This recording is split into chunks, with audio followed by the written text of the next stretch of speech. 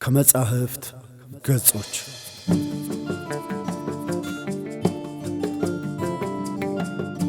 ሰላም ክቡራትና ክቡራን ውድ ኢትዮጵያውያን አድማጮቻችን፣ እነሆ ከመጻሕፍት ገጾች የተሰኘው ፕሮግራማችን ጀምሯል።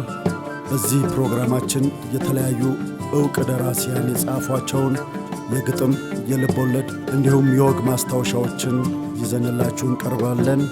ቻናላችንን ሰብስክራይብ፣ ላይክ፣ ሼር በማድረግ ቤተሰብ ይሁኑ ስንል በአክብሮት እንጠይቃለን። ከመጻሕፍት ገጾች ደሞዝ መጣ፣ ደሞ ደሞዝ ሄደ። ሀብታሙ ስዩም ጸሐፊ ነው። እነሆ ደሞዝ መጣ። ብድሬን የመመለስ ሥራዬን በይፋ ተጀመረ። ኮራ ጀነን እያልኩ ዕዳዬን እየከፈልኩ ነው። በመጀመሪያም ሸሪፍ ባለሱቁ ከጥንት ስንክሳር የሚጠበድል መዝገቡን ሱቁ ደፍ ላይ ጥሎ ሽቅብ አየኝ። እንኳን ለዚህ ቀን በሰላም አገናኘን። በእርግጥ በሰላም አልተገናኘንም። እንደ ቁራ ጮኼ ብድር ከቁመት በለጠ ብዬ ለፈፌ ነው። ቢሆንም እንኳን በሰላም ተገናኘን። አቧት ጮኻ ሊከፈል ነው ጀለሴ። ሁለተኛ ደግሞ ይውለ ብትለምነኝም አልወስድልህም። መዝገቡን ግልጥ አደረገና 200 ብር አለብህ ይላል። ማ መዝገቡ? የቱ መዝገብ? ይሄ አይነ ስር ያለው ነው። የዳውም መዝገብ የርሸና መዝገብ የሆነ ያህል ተጠየፉት። ለመሆኑ ምን ወስጄ ነው? በየቀኑ አንድ እንጀራ አልፎ አልፎ ማባያ ሚጥሚጣ ይዘህ ትገባ ነበር እና ለአልፎ አልፎ እንጀራና ለአልፎ አልፎ ሚጥሚጣ 200 ብር። ከዛሬ ጀምሮ ይሉ አንድ ነገር ዱቤ ቢወስድ ካንተ እኔ አይማረ ጌታ 200 ብር አውጥቼ መዝገቡ ላይ ወረወርኩለት። በጣም ጥሩ። ከዛሬ ጀምሮ ዱቤ ብለህ ዝር እንዳትልሽ ተናግሬያለሁ። ካላስ ቀጥል። ኧረ አልመጣብህም በእናትህ አንተ። ኧረ በእናትህ ከመጣው ደግሞ ይኸውልህ ዶክተር ኢንጂነር አትሌት ሊቀመንበሩ መላኩ አይደለሁም። እሺ። ቀጣዩ የዳ እናቴ እትዬ እቴነሽ ናቸው። እትዬ እቴነሽ ብላና ድብንበል የተሰኘ ምግብ ቤት ባለቤት ናቸው። ምግባቸው ውስጥ ብዙ ጨውና ብዙ የንጽህና እንከን እንዳለበት ይነገራል። አንድ ቀን ቅቅል አዞ እየበላ የነበረ ወጣት ከቅቅሉ ውስጥ ያረጀ የስኒከር ጫማ ማሰሪያ ያገኘ። እንደበረረ ሄዶ ለእትዬ እቴነሽ እያሳየ እዩት እስቲ እዩት፣ እትዬ እቴነሽ አዩት አይደል? ያገኘሁትን አዩት አይደል? እትዬ እቴነሽ። እትዬ እቴነሽ ግን በያዙት ጭልፋ እጀታ ጀርባቸውን እያከኩ ውይ በሞትኩት፣ እኔ እኮ የጠፋ እያልኩ ያልፈለግኩበት ቦታ የለም። በል ጥሩ አይን አለህ ማለት ነው። በል ልክ እንደዚህኛው ሁሉ የሌላኛውን እግር ማሰሪያ ፈልግልኝ አሉት። ወጣቱ በንዴት የእትዬ እቴነሽ ተቀላቢ መሆኑን ለ5 ደቂቃ ያህል አቋረጠ። ከ5 ደቂቃ በኋላ ግን በ15 ብር ቅቅል የሚሸጥበት ቦታ አይደለም አዲስ አበባ አዲስ ዘመን እንደማይገኝ ስላወቀ ታረቃቸው። እትዬ ስመኝ ቅቅል አለ? አዎ አለ።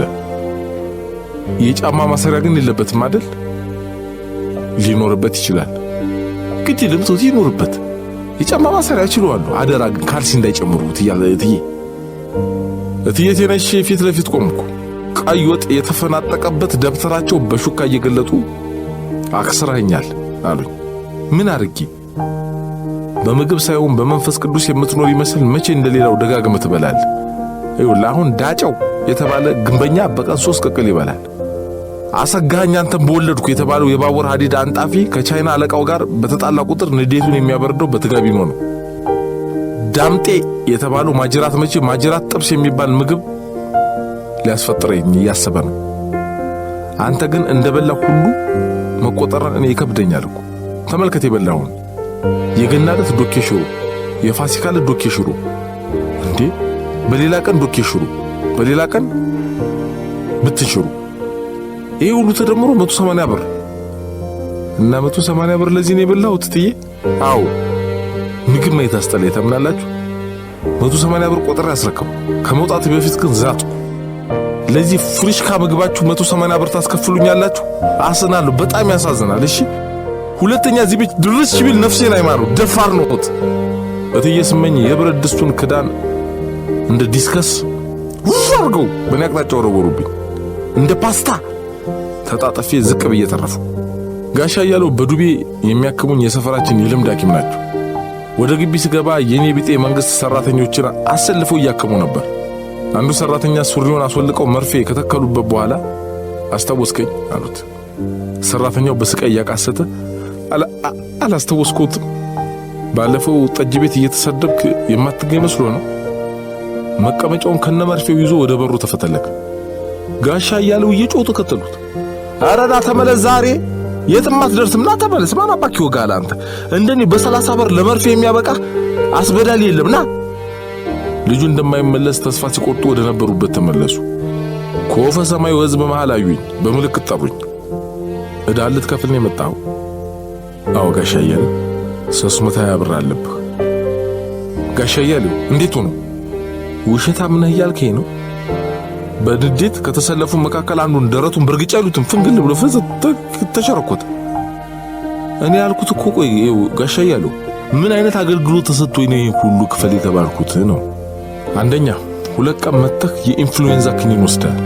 ሁለተኛ 3 ቀን የጸረ HIV ክትባት ተወቅተሃል። ሶስተኛ ምንድን? አዎ በዱቤ ተገርዘሃል። ረሳኸው? እኔ ተገረዝኩ? አስጨርስኝ አንተ ገና መቼ ተነካ? አራተኛ ለካንሰር ህመሙ ቀመም ያዘጋጀውትን አረቂ ደፍተሃል። ገባ? አሁንስ በዛ።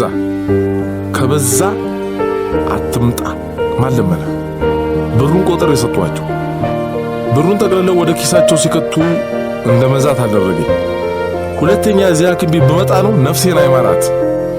ጋሻ እያሌው ግድንግድ የሚያህል መርፌ ከጉያቸው ሲመዙ መለስ ብዬ ወጣሁ። የቤት ኪራይ ዕዳዬን እንደከፈልኩ በኪሴ ውስጥ 13 ብር ብቻ ቀረ። ቀጣዩ ደሞዝ ረዥም ነው።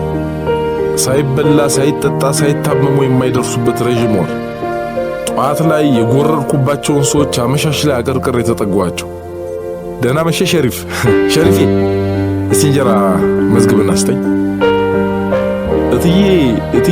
እትዬ ስመኝ እንደምን አመሹ እትዬ ስመኝ፣ እንደ ትናንቱ አንድ ዶኬ ሽሮ ይመዝገብ እንግዲህ የመጣብኛል ከፍላለሁ።